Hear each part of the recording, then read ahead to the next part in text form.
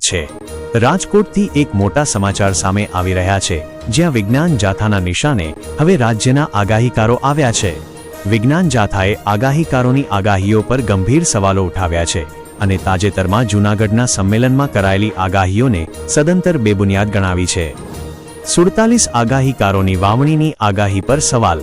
વિજ્ઞાન જાથાના ચેરમેન જયંત પંડ્યાએ જણાવ્યું છે કે જૂનાગઢમાં એકઠા થયેલા 47 જેટલા આગાહીકારોએ કોઈપણ વૈજ્ઞાનિક યંત્રો વગર મનમાં આવે તેમ મનગઢંત આગાહીઓ કરી હતી।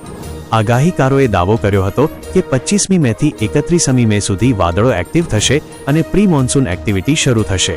તેમણે 6 જૂનથી 11 જૂન દરમિયાન સમગ્ર ગુજરાતમાં વાવણીલાયક વરસાદ થવાની જાહેરાત કરી હતી। જયંત પંડ્યાના જણાવ્યા અનુસાર આ તમામ આગાહીઓ સદંતર ખોટી, બેબુનિયાદ અને બોગસ સાબિત થઈ છે। આ બાબતે વિજ્ઞાન જાથા આગામી દિવસોમાં આ આગાહીકારો વિરુદ્ધ પ્રદર્શન પણ કરવાનું છે। અંબાલાલ પટેલ પર વિજ્ઞાન જાથાના આકરા પ્રહારો। વિજ્ઞાન જાથાએ જાણીતા આગાહીકાર અંબાલાલ પટેલ પર પણ આકરા પ્રહારો કર્યા છે। જયંત પંડ્યાએ આક્ષેપ કર્યો છે કે અંબાલાલ પટેલ વારંવાર માગ્યા વગરની સલાહો આપે છે અને વારંવાર ખોટા સાબિત થાય છે। અમારી પાસે એવા ડેટા છે જે સાબિત કરે છે કે તેઓ વર્ષોથી ખોટા પડી રહ્યા છે। તેમની ભાષા પણ તેમની ઉંમરને લાયક સમજાતી નથી। તેઓ વારંવાર વાવાઝોડું અને વરસાદ આવશે તેવી તથ્યહીન વાતો કરીને લોકોને ગેરમાર્ગે દોરે છે। અંબાલાલ પટેલનો પલટવાર। હું માત્ર ખેડૂતો માટે કામ કરું છું। વિજ્ઞાન જાથાના આ ગંભીર આક્ષેપો સામે આગાહીકાર અંબાલાલ પટેલે પણ વળતો જવાબ આપ્યો છે। તેમણે સ્પષ્ટતા કરતા જણાવ્યું છે કે તેમની આગાહીઓ ગ્રહોની દ્રષ્ટિ અને નક્ષત્રોના આધારે કરવામાં આવે છે।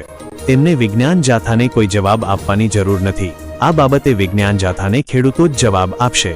તેમણે ઉમેર્યું કે મારે માત્ર ખેડૂતો સાથે લેવા દેવા છે અને હું વર્ષોથી ખેડૂતોના હિત માટે જ કામ કરું છું।